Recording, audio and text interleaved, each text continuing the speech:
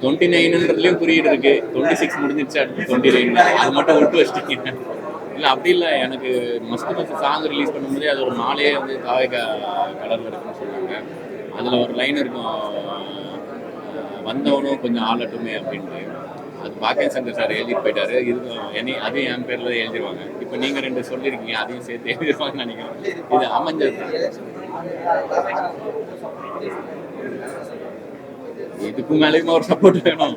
ஆக்சுவலாக இந்த பீரியடில் இந்த படம் ரிலீஸ் ஆகுது எனக்கு சந்தோஷம் தான். ஆனால் மனசுக்குள்ள பயமாக தான் இருக்குது. ஏன்னா ரிவ்யூ ஷோ பார்த்துட்டு வெளியே வந்து என்ன நியூஸ் கேள்விப்பட்டீங்களா அப்படின்னு நியூஸில் வர்றது தான் பேசிட்டு இருந்தாங்க. அதுக்கு நடுவில் இந்த பீச்சுக்கு நடுவில் 2 இடத்துக்கும் நடுவில் ஒரு காற்று மாதிரி தான் இந்த படம் வந்திருக்கு. இந்த இறைச்சல் நடுவில் இந்த சங்கு காதில் வச்சா கேட்குற மாதிரி காற்று கேட்கணும்.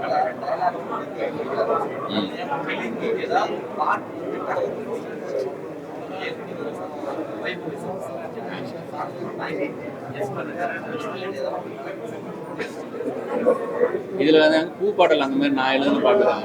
சும்மா ஒரு ஏற்கனவே கவிதையா போயிட்டு இருக்கு, அதுல இன்னும் கொஞ்சம் மலைச்சாலை. அந்த பூ பாடல் தான் எனக்கு தெரிஞ்சு இந்த படத்துல எனக்கு நல்லா இருக்கும். ரொம்ப தேங்க்ஸ் எல்லாரும். உங்க பொறுமைக்கும் உங்க ஆதரவுக்கும் நன்றி. எப்பவும் போல உங்க ஆதரவு கூட படத்துக்கு நீங்க கொடுப்பீங்கன்னு நினைக்கிறேன். ஆடை மாதிரி குடுகுடு மாதிரி கொஞ்சம் சர்ச்சைக்குரிய படங்கள் பண்ணும்போது உங்கள் சப்போர்ட் இருந்தது. இது நம்ம மாதிரி மக்களோட சாதாரண வாழ்க்கை சப்போர்ட் இந்த முறையும் எங்கள் டீமுக்கும் சரி இந்த படத்துக்கு தேங்க்யூ ஸோ மச்.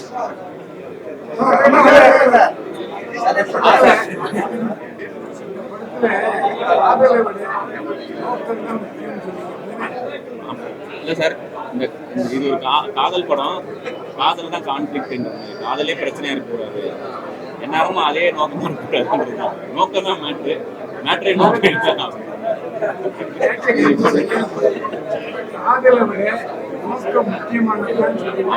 ஆமாம், பர்பஸ் அது தாண்டியும் வாழ்க்கை இருக்குன்றது. வாழ்க்கையில் ஒரு பகுதியாக இருந்தால்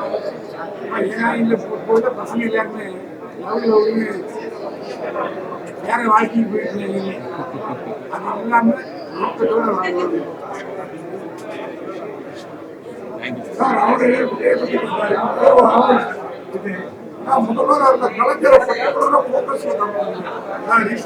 இல்லை சார், ஆர்டிஃபிஷியல் தான் சார்.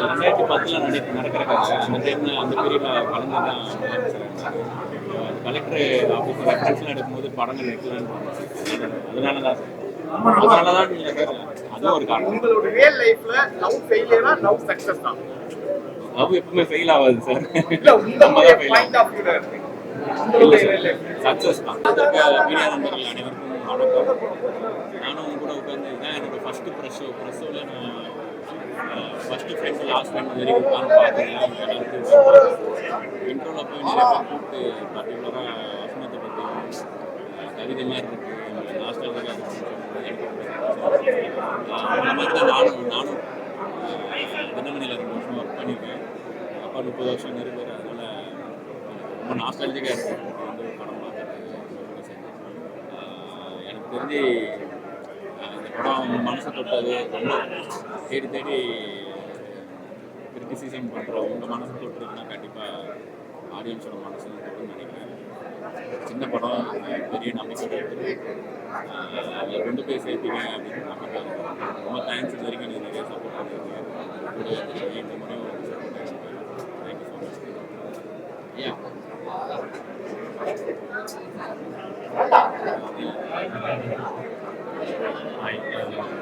வந்துருக்கிற ப்ரெஸ் அண்ட் மீடியா எல்லாத்துக்கும் ரொம்ப தேங்க்யூ. 29 படம் நாளைக்கு மார்னிங் ரிலீஸ் ஆகுது.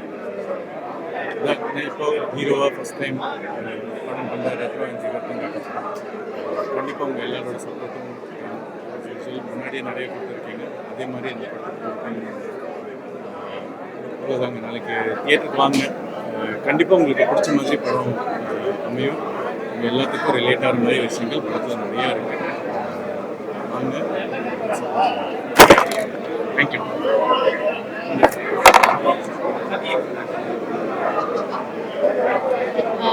எல்லாருக்கும் வணக்கம். ஃபர்ஸ்ட்லி ரொம்ப நன்றி எல்லாரும் வந்து படம் பார்க்குறதுக்கு. ரொம்ப சந்தோஷமாக இருக்குது. பயங்கர ரெஸ்பான்ஸ் எல்லாம் வந்துட்டு இருக்கு மீடியா சைட்லேருந்து. மீடியா எப்பவுமே எங்களுக்கு ரொம்ப சப்போர்ட்டிவாக இருக்கும். நீங்கள் தான் சப்போர்ட் பண்ணுங்க. ஸோ அதுக்கு படம் ரிலீஸ் ஆகுது May 8. எல்லாரும் தேட்டருக்கு போய் ஃப்ரெண்ட்ஸ் அண்ட் ஃபேமிலி கூட பாருங்க. ஐம் ஷூர் எல்லாருக்கும் ரொம்ப நன்றி எல்லாரும்.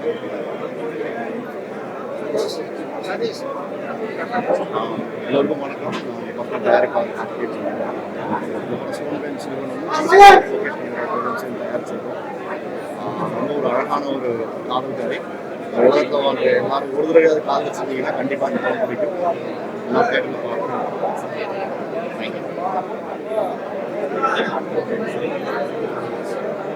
எல்லோருக்கும் வணக்கம்.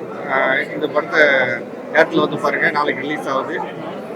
வழக்கமாக என்னுடைய இதுக்கு முன்னாடி பண்ண படங்களுக்கு பத்திரிகையாளர்களை இந்த ஆதரவு கொடுத்துருந்தீங்க. இந்த படத்துக்கு கொடுப்பீங்கன்னு நம்பிக்கை இருக்கு. Thank you. Thank you G squad and stone bench சேர்ந்து எடுத்திருக்க முதல் படம் நல்லபடியாக எடுத்திருக்கோம். ரொம்ப ஹார்ட் ஒர்க் போட்டு வேலை செஞ்சுருக்கோம். படம் நல்லபடியாக வந்துருக்கு. எல்லாரும் சப்போர்ட் பண்ணுறோம்.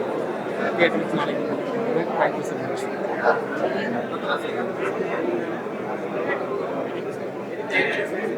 எல்லாருக்கும் வணக்கம்.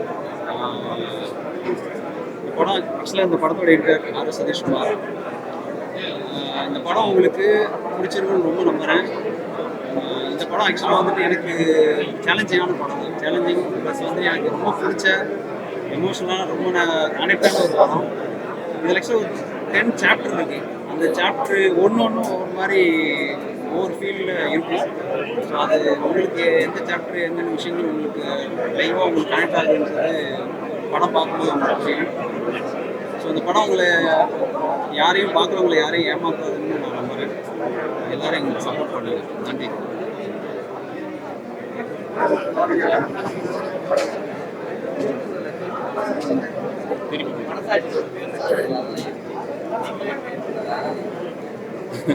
இல்லை அது பார்க்கும்போது முதல்ல பார்க்கும்போது தோன்றது தான். அப்புறம் கொஞ்சம் பொய்ட்டிக்காக இருக்கட்டும். ஜென்ரலி லவ் அப்படின்னு முன்னாடிலாம் க்ரீட்டிங் கார்டு கல்ச்சர், அப்புறம் லவ் லெட்டர் கொடுக்குற கல்ச்சர்லாம் இருந்துச்சு. இப்போ வந்து மெசேஜ் மீம் ஸ்மைலி அப்படி போயிட்டு அது மாதிரி ஒரு நம்மளே எழுதுவோம். சம்டைம் க்ரீட்டிங் கார்டு எவனோ வந்து யாருக்கோ எழுதுனது எதுக்கு நம்ம வாங்கி கொடுக்கணும்னு சொல்லிட்டு நம்மளே எழுதுவோம். இந்த மாதிரி யோசிக்கிறதுலேருந்து வந்து அந்த உதவிகள் திருப்பி திருப்பி ரொம்ப மேல்வரி செஞ்சோம், கீழ்வரி செஞ்சோம். அவங்க முகம் வந்து மணியில் நினைச்ச சிலந்தி விடுமா ரேட் ஸோ அது கொஞ்சம் பொலிட்டிக்காக ஒரு பொண்ணை பார்க்கும்போது நம்ம இது கூட கம்பேர் பண்ணுறது அந்த மாதிரி ஒரு தாட்லேருந்து தான் வந்துச்சு.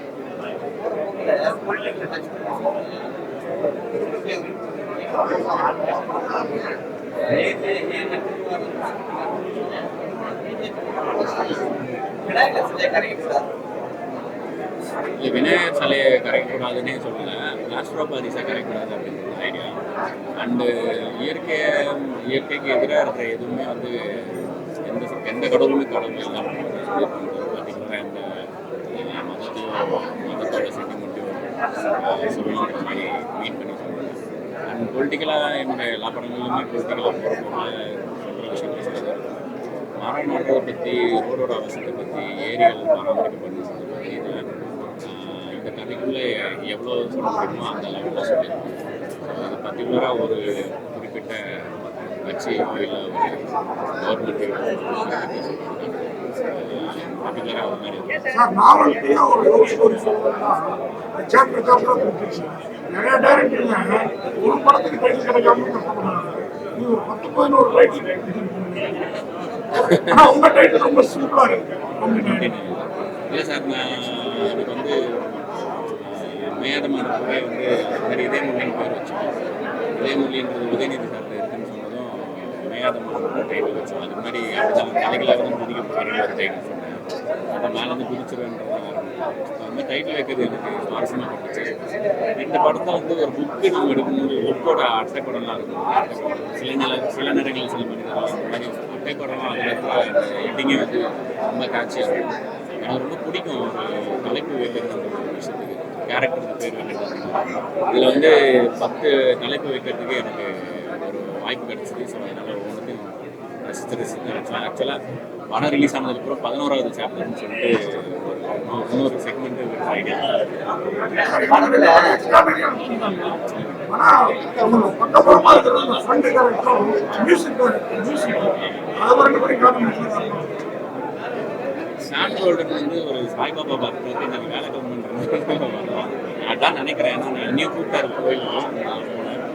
அவரே வந்து அவர் இசைக்கு வந்து ஒரு பியூரா மனசுல இருந்து பவர் பாணியிலேருந்து நான் பார்க்குறேன். ரொம்ப ஆத்மார்த்தமாக சோல்ஃபுல்லான ஒரு பாடல் சொந்தக்காரர் அவர். இன்னி வரைக்கும் இந்த தலைக்கோதை இளங்காத்து இந்த மாதிரி ஜெய்பீமில் இருக்க பாட்டும் சரி, இப்போது இந்த படத்தில் இருக்கிற பாட்டுகளும் சரி, அவர் ரொம்ப ஆர்ட்லேருந்து மியூசிக்கை கம்போஸ் பண்ணுறாங்க. நான் மொதல் மீட்டிங்லேயே எனக்கு தெரிஞ்சு போச்சு இவர் தான் படத்தோட செகண்ட் இயர்.